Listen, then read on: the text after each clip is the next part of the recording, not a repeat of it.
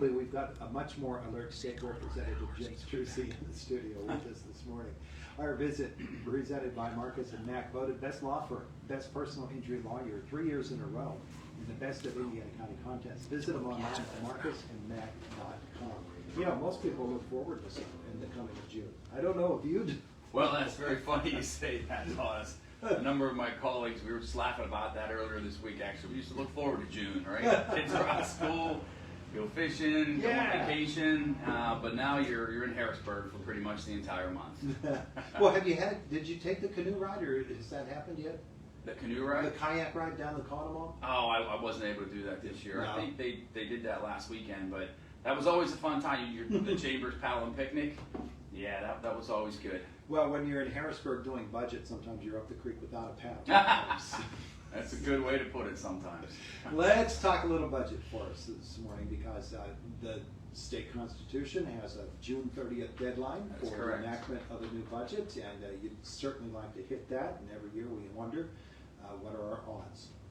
Well, I think it's really too early to tell. What we've seen, in the past couple of weeks, and things are really starting to heat up. We moved a number of budget bills this week out of the House to the Senate, actually yesterday evening. Those really start the process. There's pieces that have to be put together.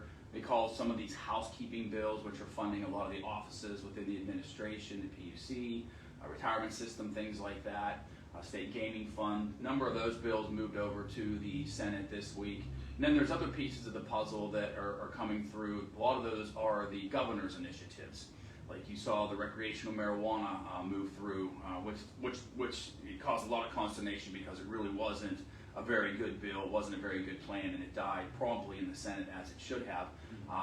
Earlier this week, we moved a charter school reform bill that I appreciate the need for charter school reforms and school choice, but this bill went way too far. Even though it moved out of the House, it was pretty much on partisan lines. And those are the things that have to kind of move. The Democrats want to move the governor's pieces of his proposal that he put forth in February. So those move as pieces of legislation, whether they're good or bad. And then that starts sort of the discussion around those issues. Where do Republicans want to be? Where does the administration want to be? Where do House Democrats want to be? And then you start to see the posturing that occurs. And then that will lead into actual negotiations at some point here later this month. But it's all sort of a feeling out process, if you will, right now. Let's land on that charter school issue for a little bit. 94% of the school districts in Pennsylvania have signed a letter or some form of a letter to the state legislature saying this charter school formula is out of hand and has to change. Yes. What has to change? Well, I think that our school districts are paying an exorbitant amount of money in some cases for charter schools, cyber charter schools. I think that one of the problems is the Auditor General came out with his report, and that's what prompted a lot of this stuff, talking about the funding that goes to charter schools, the level of education that students are getting in some of these charter schools, without really taking into account that we actually did charter school reform in last year's budget. But those weren't enacted until the beginning of this year. So I don't think we've seen a lot of those reforms actually take place, the ones that we did last year.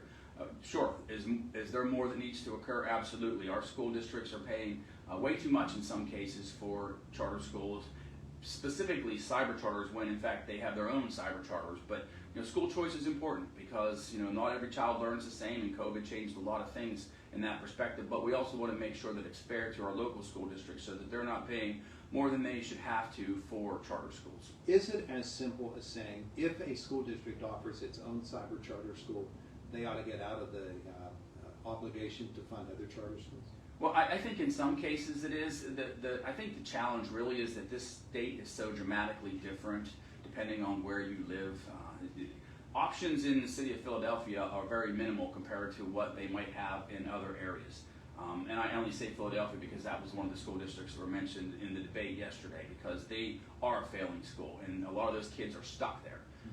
And so there has to be different options, physical charters, cyber charters, whatever that may be. But I think we have to reach a point where everyone can agree on what is the right path to move forward so that there are school choice options, but they're at a fair price, if you will, for our local school districts. What are going to be the other really headache type issues in regarding a state budget this year? Well, I think still the biggest issue is the spend number, that the governor has put forth almost $52 billion in spending when we know our revenues currently aren't going to come close to that. So the challenge is how do we meet some of those obligations, and some of these increases, due to Medicaid and inflation and other things like that, are obligations that we have to meet. So we're already starting at a lower point where we know we're going to have to come up with most likely about $2 billion that we don't have right now just to meet our current obligations. So where do we find those revenues? That's really the big discussion point right now. Skill game regulations are part of that discussion. I think you've heard that,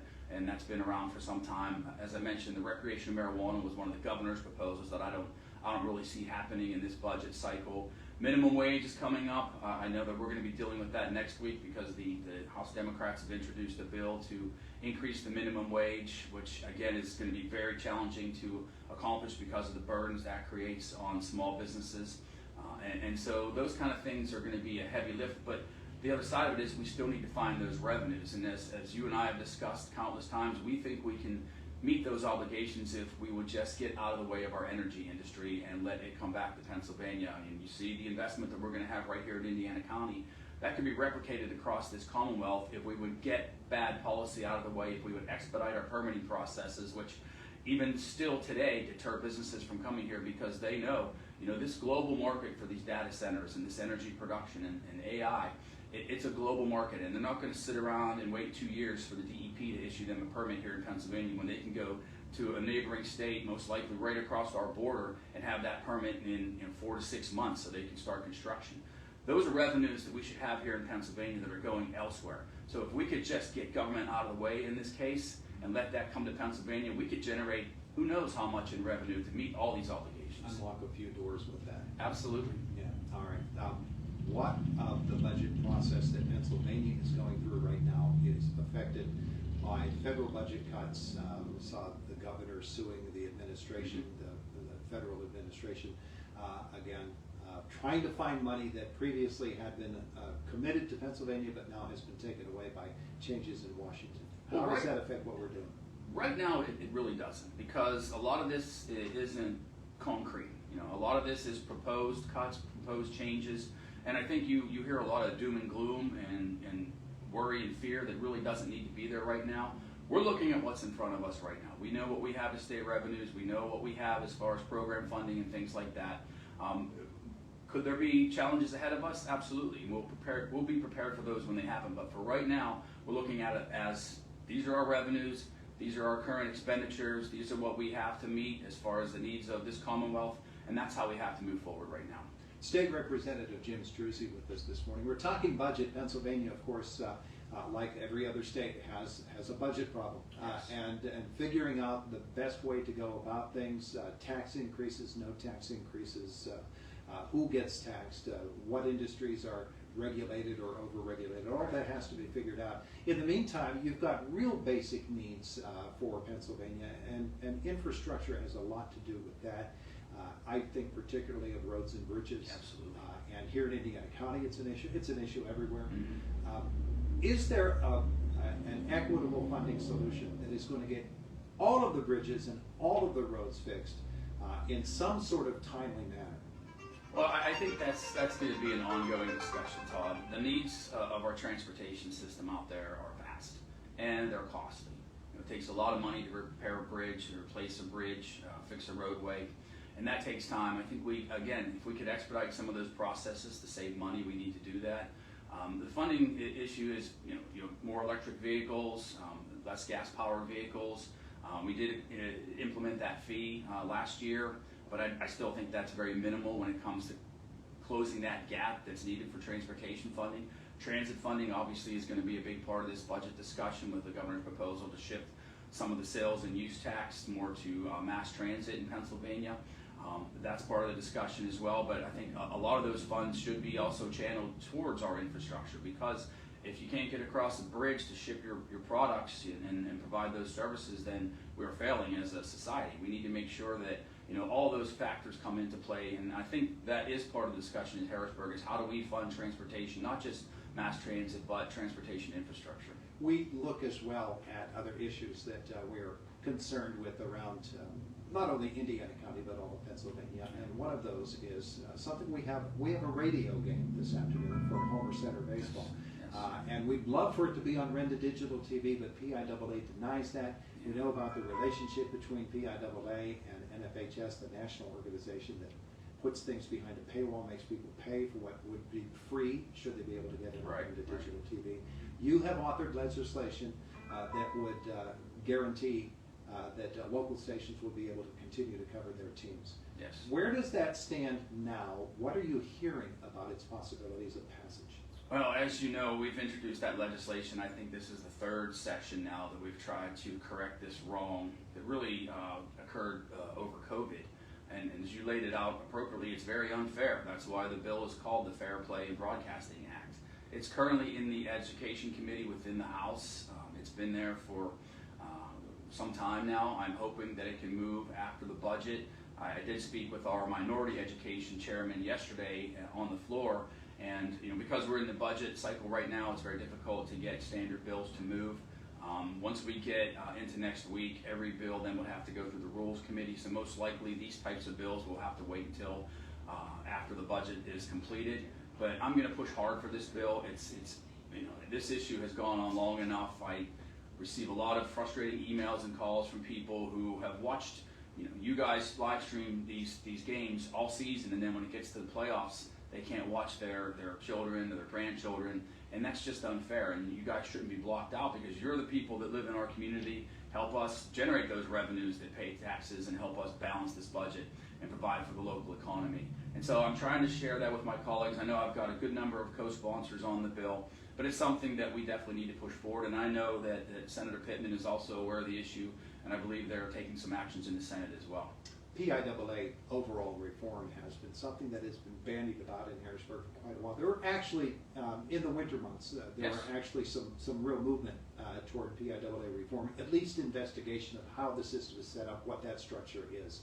Have you heard anything about how that investigation is going? I have not, Todd. As you referenced, we passed a resolution at the end of last session to look at the PIAA. Why are they making the decisions they're making? Why do they do what they do? Peel back the layers and let us see why this is occurring. Why these nonsensical things that they do happen.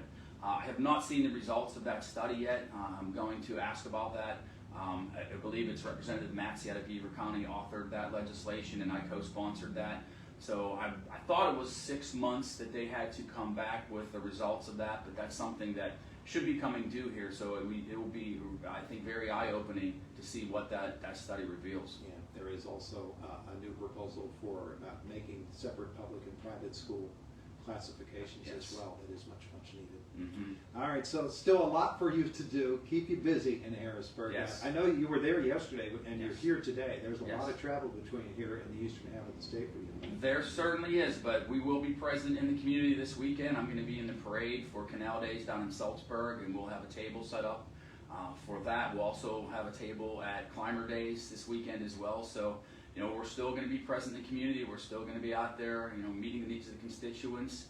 My offices are always open. Find us on repstruzzi.com, and we're here for the people of Indiana County and for the people of this Commonwealth. He is State Representative Jim Struzzi. Thanks so much. Absolutely, Todd. It is the voice of Indiana County. It's WCCS 101.1 FM, AM 1160, WCCSradio.com. Fox News next, top of the hour. Josh Whittison from our WCCS newsroom. Just want to thank you. Just a quick update on my end. Three of us talked to Joe Conti, that are board members in this region, and just said, Joe, we need the full support of the PAB. We need the backing of the executive committee. We need to use our, if necessary, we need to use our lobbyists to get to more people. Well, sorry, Mark, I mean, we got there.